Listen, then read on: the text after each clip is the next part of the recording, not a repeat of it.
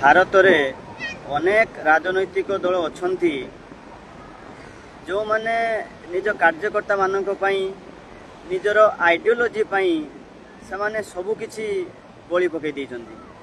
କିନ୍ତୁ ଭାରତରେ ଗୋଟେ ଏମିତି ରାଜନୈତିକ ଦଳ ଅଛି ଯିଏକି ଭାରତୀୟ ଜନତା ପାର୍ଟି।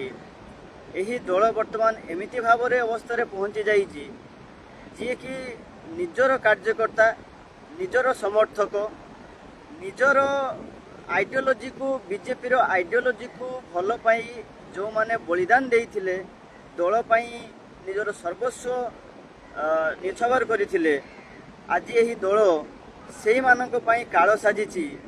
ଅଲଗା ଦଳରୁ ଗୁଣ୍ଡା ବଦମାସ ମାନେ ଆସିକି ଏ ଦଳରେ ଯେଉଁ ପ୍ରକାର ଉତ୍ପାତ ମଚେଇଛନ୍ତି, ମାନେ ସବୁ ପ୍ରକାର ଗଣତାନ୍ତ୍ରିକ ବ୍ୟବସ୍ଥାକୁ ବର୍ତ୍ତମାନ ବିପଦରେ ପକାଇ ଦେଇଛି।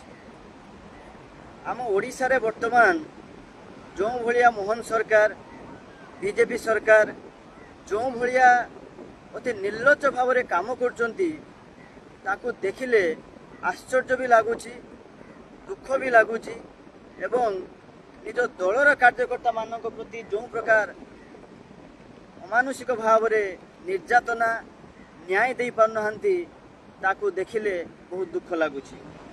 ଗୋଟେ ବର୍ଷ ପୂର୍ବରୁ ଯେତେବେଳେ FM କଲେଜ ବାଲେଶ୍ୱରରେ ପଢ଼ୁଥିବା ସୌମ୍ୟାର ଘଟଣାକୁ ଦେଖିବାକୁ ଯିବା, ସେ ଜଣେ ABVPର ଛାତ୍ରୀ ଥିଲେ। ଆମର ବାଲେଶ୍ୱର ସାଂସଦ, ନେତା, ମନ୍ତ୍ରୀ ସମସ୍ତଙ୍କୁ ସେ SP, କଲେକ୍ଟର ସମସ୍ତଙ୍କୁ ଲିଖିତ ଭାବରେ ଜଣେଇଥିଲେ। ଯେତେବେଳେ କେହି ଶୁଣି ନଥିଲେ, ବାଧ୍ୟ ହୋଇକି ସେ ଝିଅଟି ଆତ୍ମହତ୍ୟା କରିଥିଲା। ଠିକ୍ ବର୍ଷେ ପରେ ଚମେଲି ଅଝା, ଟିକିରି ସରପଞ୍ଚ, ମହାକାଳପଡ଼ାର ବ୍ଲକର ଟିକିରି ପଞ୍ଚାୟତର ଚମେଲି ଅଝାଙ୍କ ସହିତ ଯେଉଁ ଭଳିଆ କାଣ୍ଡୁ ଘଟିଲା, ପୁଲିସ ବାବୁମାନେ ଯେଉଁ ଭଳିଆ କାଣ୍ଡୁ ଘଟାଉଛନ୍ତି, ମାନେ ସିଏ ବି ଜଣେ ବିଜେପି ସମର୍ଥିତ ସରପଞ୍ଚ ଥିଲେ, ତାଙ୍କ ପ୍ରତି ମଧ୍ୟ ବିଜେପି ନ୍ୟାୟ ଦେଇପାରିଲାନି, ଯେତେବେଳେ କି ବିଜେପି ନିଜେ ଶାସନ ଗାଦିରେ ବସିଛି। ତ ୟାଠୁ ଦୁଃଖ ଆଉ କ'ଣ ହେଇପାରେ? ଓଡ଼ିଶାର ଆଇନ ଶୃଙ୍ଖଳା ପରିସ୍ଥିତି ଯେଉଁ ପ୍ରକାର ଭାବରେ ମାନେ ଭଣ୍ଡୁର ହେଇଛି, ଯେଉଁ ପ୍ରକାର ବିପଜ୍ଜନକ ଆଡ଼କୁ ପଳେଇ ଯାଇଛି, ତାକୁ ମାନେ ଓଡ଼ିଶା ଲୋକ ହିଁ ଅନୁଭବ କରିପାରୁଛନ୍ତି ଏବେ ଯେ ବିଜେପି ସରକାର କେଉଁ ଭଳିଆ କାମ କରୁଛି।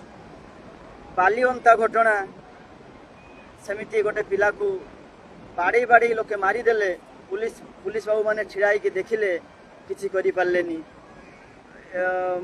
ମାଲକାନଗିରି ଘଟଣାରେ ସେମିତି BTVର ରିପୋର୍ଟର ଘରକୁ ରାତି ଅଧରେ ପଶିକି SDPO ଗଞ୍ଜେଇ ଅଛି ବୋଲି କହିକି ଘର ପଶି ଜୋର ଜବରଦସ୍ତ ତାଙ୍କୁ ଟେକି ନେଇକି 3rd ଡିଗ୍ରୀ ଦେଲେ। ଏମିତି କେତେ କେତେ ଘଟଣା ଘଟୁଛି ଯାହାକୁ ମାନେ ଆଉ ଦେଖିକି ଆଉ ସହି ହେଉନାହିଁ। କ'ଣ ଓଡ଼ିଶାବାସୀ ଏହିପାଇଁ ମୋହନ ସରକାର, ବିଜେପି ସରକାରକୁ ବାଛିଥିଲେ? ଆଶ୍ଚର୍ଯ୍ୟ ଲାଗେ।